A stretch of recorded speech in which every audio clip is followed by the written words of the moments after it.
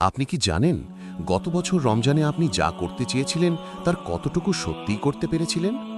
আমরা সবাই ভাবি এই রমজানে আমরা বদলে যাব, অনেক ইবাদত করব, নিজেকে সংশোধন করব। কিন্তু রমজানের ১৫ দিন যাওয়ার পর দেখা যায় আমরা কেবল ইফতার আর সেহরির আয়োজনেই ব্যস্ত হয়ে পড়েছি।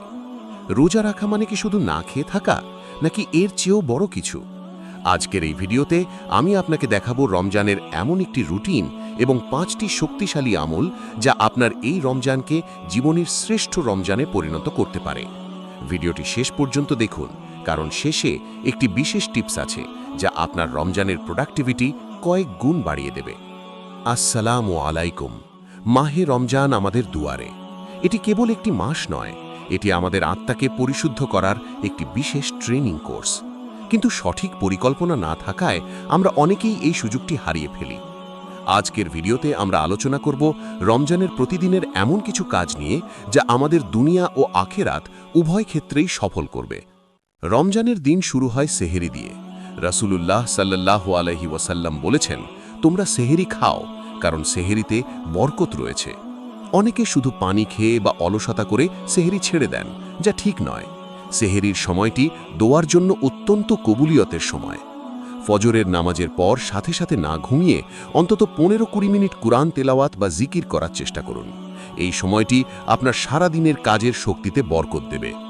আমরা যারা অফিস করি বা পড়াশুনো করি তাদের জন্য রমজান মানেই অলসতা নয়, বরং রোজা রেখে কাজ করাটাই বেশি সোয়াবের। আপনার কাজের ফাঁকে ফাঁকে সুবহানাল্লাহ, আলহামদুলিল্লাহ বা আস্তাগফিরুল্লাহ পড়ার অভ্যাস করুন।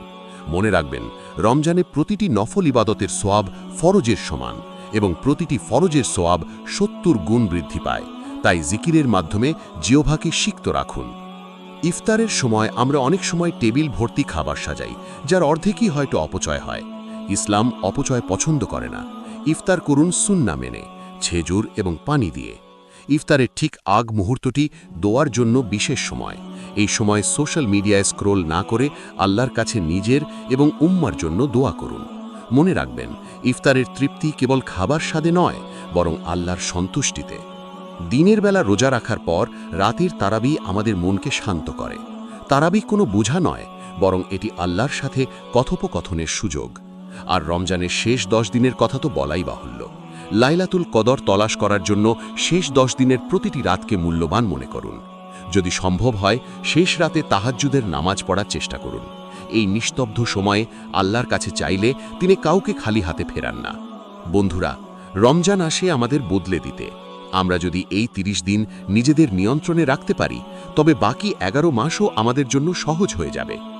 আপনার এই রমজানের লক্ষ্য কি? কমেন্টে আমাদের জানান। ভিডিওটি ভালো লাগলে শেয়ার করুন আপনার প্রিয়জনদের সাথে, যাতে তারাও এই বরকতময় মাসের প্রস্তুতি নিতে পারে। আমাদের চ্যানেলটি সাবস্ক্রাইব করতে ভুলবেন না। দেখা হবে পরবর্তী ভিডিওতে। আল্লাহ হাফেজ।